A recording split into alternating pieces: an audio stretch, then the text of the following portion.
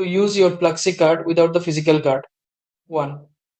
Open the Pluxee app, formerly Sodexo, on your phone.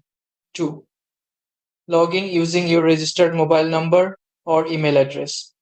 3. Go to the My Cards section. Your virtual Pluxee card will be visible here. 4. Tap the card to view your card number, expiry date, and CVV. 5. You can use these details for online shopping or food delivery apps by selecting credit or debit card at checkout. 6. To use it in physical stores, add your Pluxee virtual card to Google Pay or Apple Pay for tap to pay transactions. 7. Just open your wallet app, select your Pluxee card, and tap your phone on the POS machine to pay. 8.